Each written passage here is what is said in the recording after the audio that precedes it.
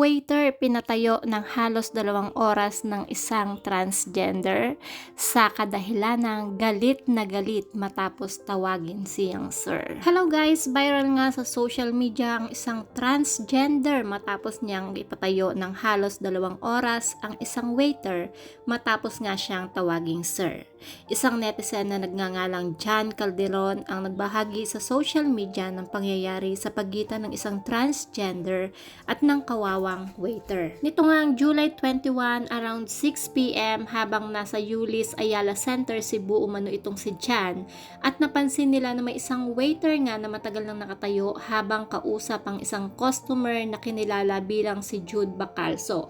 Ito nga si Jude Bacalso, ito yung isang transgender na tinawag na sir nitong waiter. Nagtaka si John at ang kanyang ina dahil halos 2 oras na umanong nakatayo ang waiter. Agad nila itong nilapitan at tinanong ang transgender kung ano nga ba ang nangyari. Matapos nga nilang matanong yung waiter guys kung ano yung nangyari, ang punot dulo pala kung bakit siya pinatayo ng matagal ay dahil sa pagtawag ng waiter na Sir Kai Bacalso dito nga sa bakla. Sagot nga ng waiter na tawag ko siyang sir. May ibang staff ng Yulis ang humingi ng dispensa kay Bacalso ngunit hindi ito nagpatinag at matapang pa nga ito umano. Ang nga ng transgender, well, you will be standing there until you can answer my question. Matapos tanungin ni John ang waiter, agad nila itong dinala sa staff room at doon na ito umiyak at nagpanic attack nga. Ayon pa kay John, marami umanong tinanong ang transgender sa waiter na hindi nito masagot. Mga tanong na tila may kinalaman umano sa gender equality. Hindi mapigilan nga ni John ang maglabas ng saloobin sa ginawa ni Bacalso at ayon pa sa kanya, walang karapatan itong transgender na tratuhin ng hindi maayos ang kahit na sino. Anyway guys, totoo naman guys no na wala tayong karapatan or sino man na tratuhin ang kahit na sino dahil tao lang din tayo, nagkakamali lang din tayo at meron din tayong kapintasan. Marami naman sa mga netizen ang nagbigay ng kanilang mga pahayag, galit at inis sa transgender dahil sa ginawa nito sa kawawang waiter. Anga nila kahit baligtarin pa nga daw ang mundo, sir ang tatawag sa iyo kasi lahat naman tayo may respeto sa isang tao. Eto pa nga guys yung sabi ng isa na nakakatuwa no, kahit baligtarin, natural pag ang tingin mo sa isang tao ay bakulaw, wag mong tatawaging ma'am, ang shaket best. Anyway, no matter how educated, talented, rich or cool you believe you are, how you treat people ultimately tells all.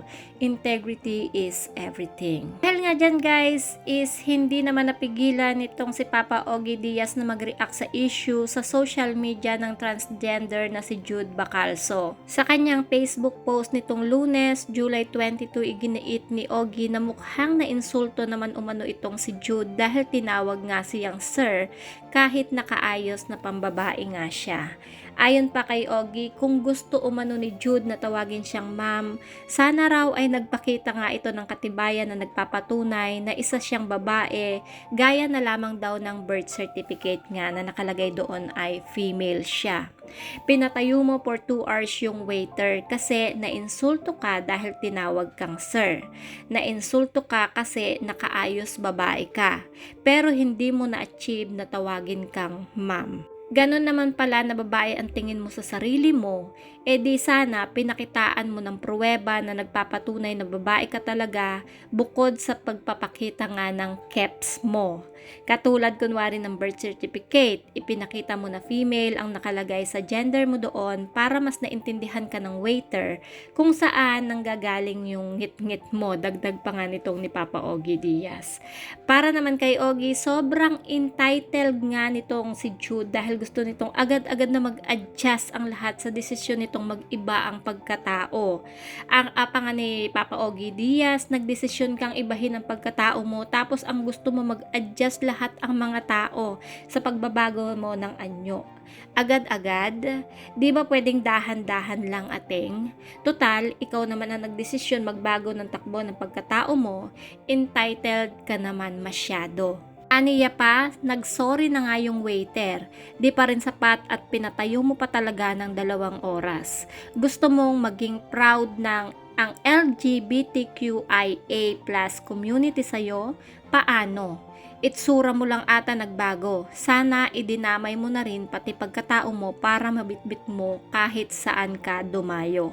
Sa huli, pinangaralan nga ni Ogie si Jude na kung nais umano nitong pairalin ang gender sensitivity para lang sa LGBTQIA+ community, sana raw ay maging sensitibo rin ito sa nararamdaman ng ibang tao. Tama nga guys, no? Para kahit saan kayo magpunta, igalang man lang kayo ng ating kapwa. Anyway guys, damage is damage. Kaya next, be realistic and accept the reality that you're born as male or boy. In the eyes of people and God, kaya wag feeling girl and feeling beauty dahil kahit saan angle kang tignan, di maganda inside and out. So that's it guys. Kayo, masyado rin ba kayong pinasiklab ang dugo nitong bading na ito guys?